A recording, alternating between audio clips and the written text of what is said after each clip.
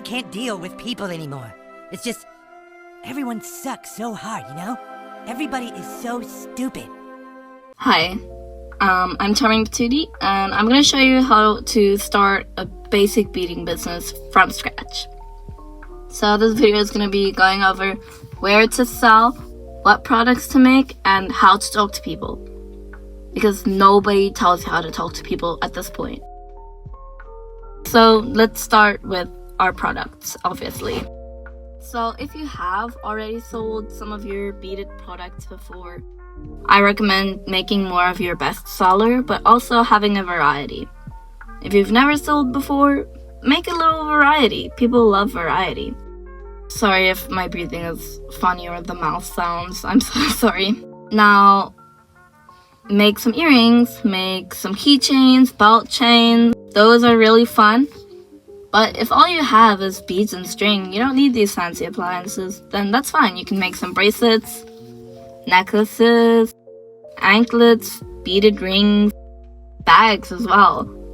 But try mixing up. Use different patterns. And I'm not saying, oh, use different patterns like red, blue, if you usually just use red, white.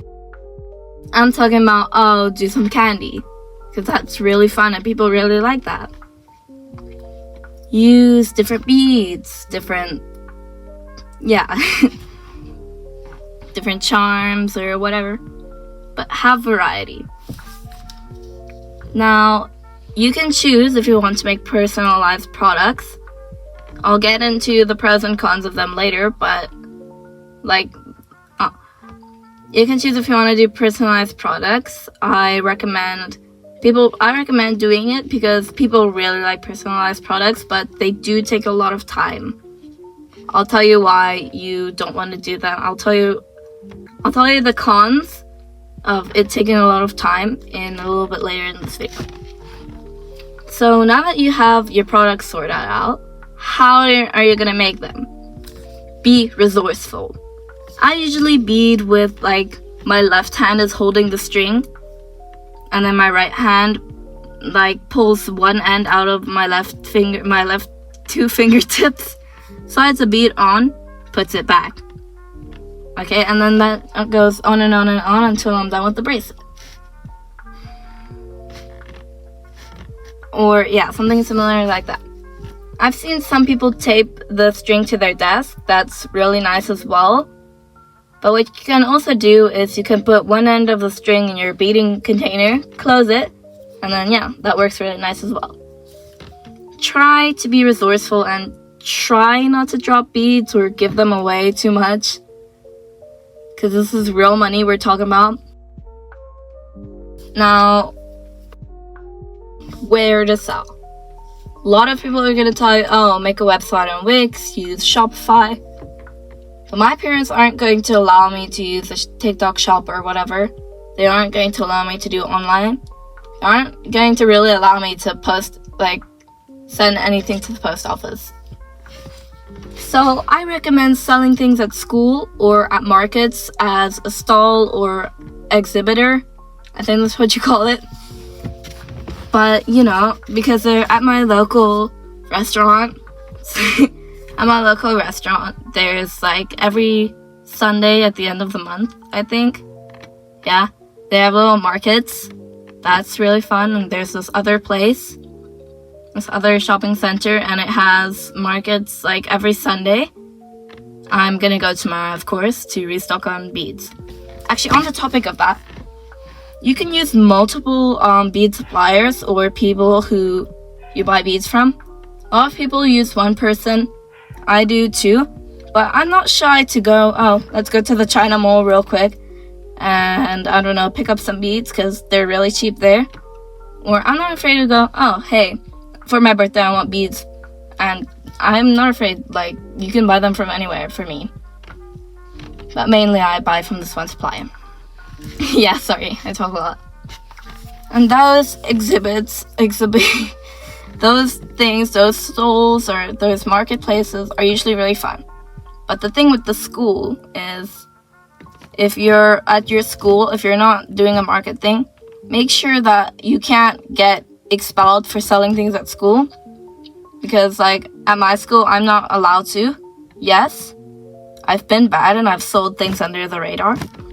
But that was less than $5 worth for a whole year. Nobody really bought from me at school. But as soon as there was a market, there was a little open space at a market,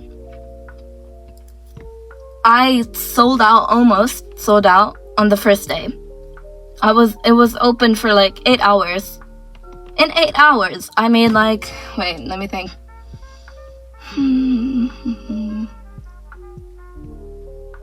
I made 12 times more than what I usually make in a year if I did it at school. So that was like really nice. And yeah.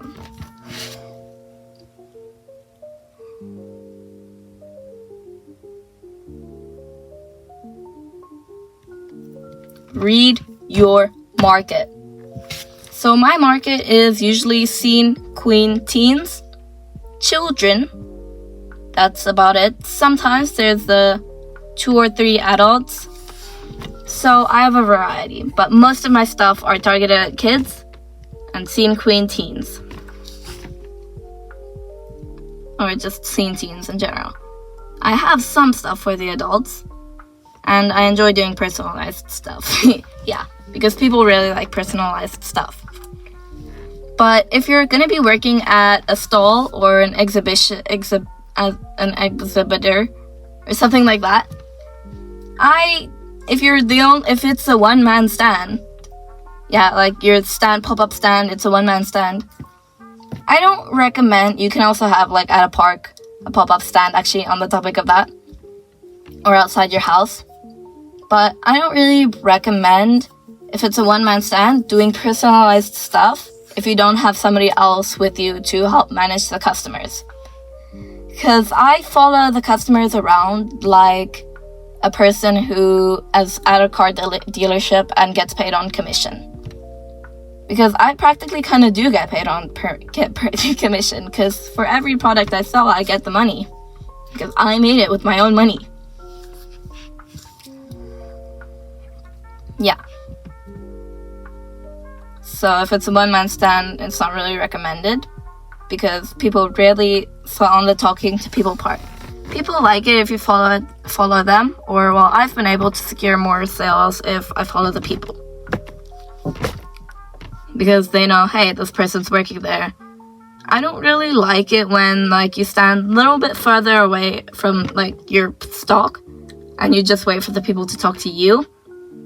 I don't know, I think it's just because I'm a very social person, but I don't really like it when people do that, especially as, like, a customer. But I get how people, like, probably don't like it if you're, like, following them the whole time. So it's your choice, but I usually follow people.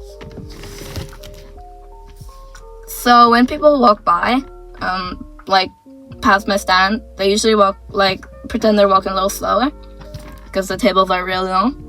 And then let's say they point at my bracelets and go, hey, look, it's bracelets. I usually like going, 10 rand, because they're 10 rand, which is basically like 50 cents, I think, now. Yeah. They love hearing that.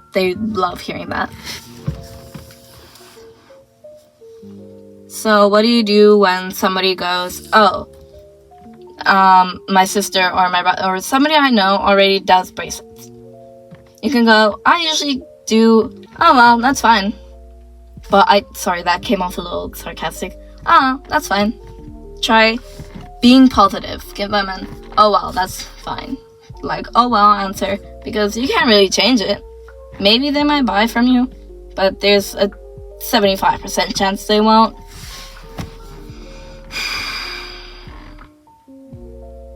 What do you do if somebody criticizes your product? So what I do is I usually apologize, because I try to make my products the best quality I can for the product it is. So let's say you're using beads and your beads kind of melt in the sun or something, and somebody, let's say they touch the beads and they're like, oh, this melted a little bit. I'm usually gonna go, oh, I'm so sorry, I didn't even notice that. I'll fix that. I'm sorry. Sorry. Yeah. Sorry, I keep saying sorry. So just ignore the last two sorries. That's usually what I do. Or I'll say, oh my gosh, I didn't know they can do that. I will fix it. Or something like that. That works really nice. Let's say your bracelet breaks on somebody. So if they've bought it already, if you haven't brought your bead kit and you struggle to pick up all of the beads and find every little missing bead, what I usually do is I go, oh, well, I'm sorry sorry, my tone is not working. Oh, well, I'm sorry that happened to you. How about we pick out another turnaround bracelet or whatever price the bracelet was? That usually works a lot of the time.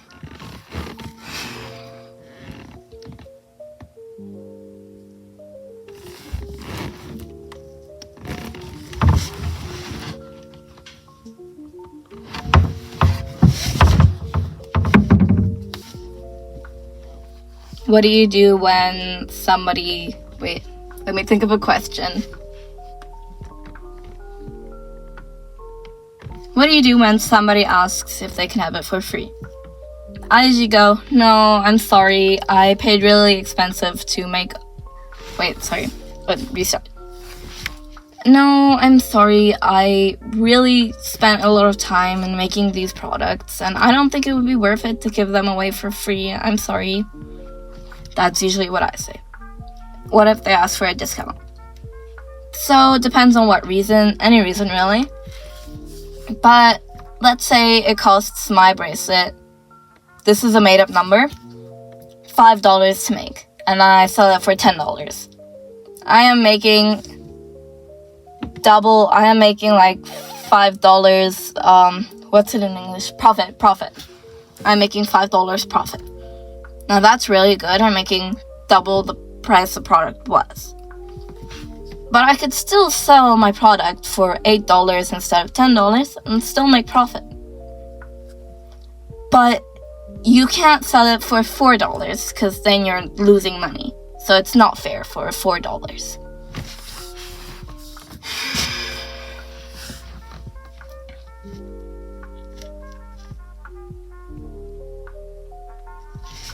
What to do when somebody asks, oh, what does this product do?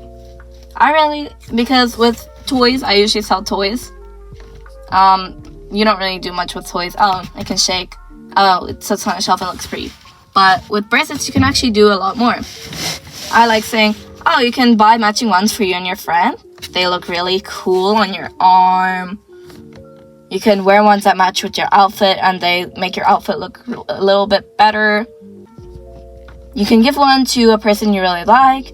You can get ones with personal meanings or secret meanings that you hold so personally. Those are really nice. Sorry for my breathing.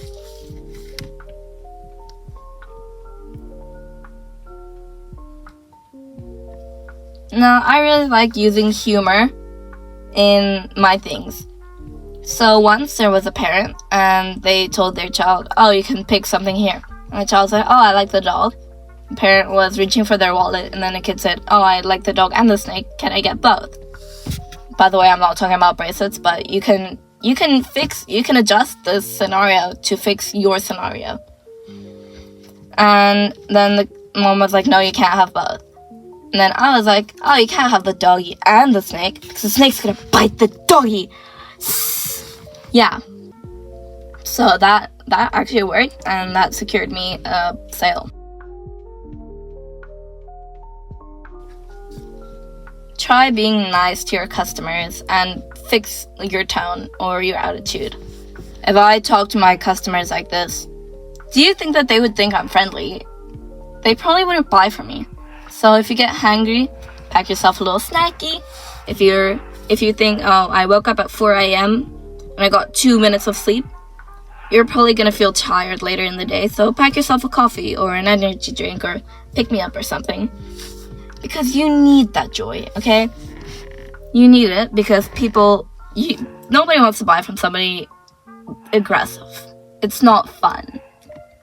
So try sounding happy. What was that accent? I'm sorry. Now, what do you pack actually when you're gonna exhibit? Tables, tablecloth. If you don't have tablecloth, that's fine. Stands. It's a lot about how you present something.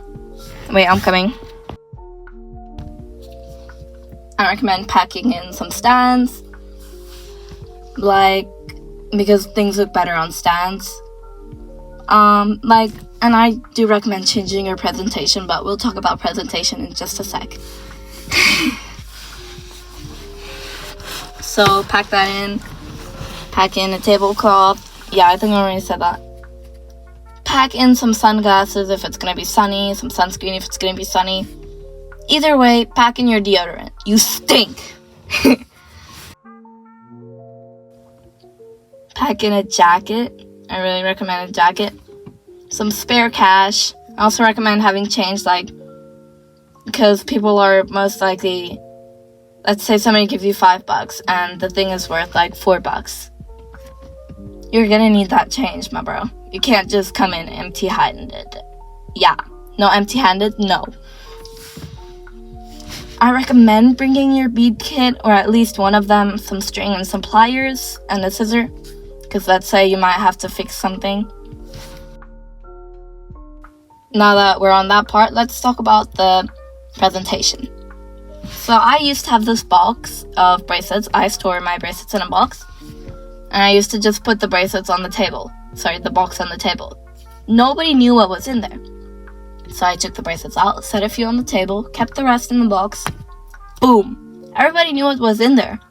So now that they knew what was in there, they started buying, because, yeah. But it's really easy to make stands.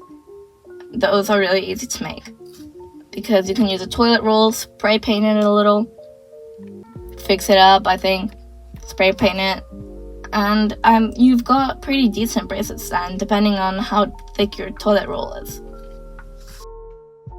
Display all of your prices clearly, because I've met a lot of non-verbal people who just pick up the bracelet, hand me the cash, and then I nod to them and say thank you.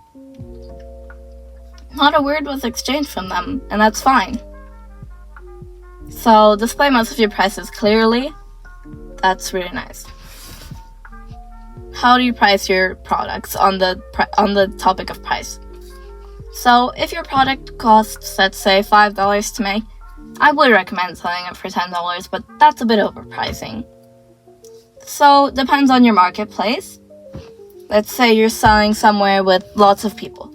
Then you could sell your $5 item for $10. But if you're selling it at let's say, a school or a very small place where parents are probably not going to give their kids $5 million, then you can sell it for $6.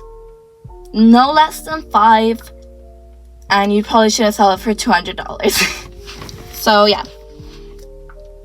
Should you bring bags? It's really recommended to bring bags, because a lot of people, they buy a ton of bracelets, and then you can just put it in the bag. So that's actually really nice. And I think I've actually covered everything. Yeah, I think I've covered everything. So if you have any questions or tips or tricks or anything you want to comment down below, and I will answer for you.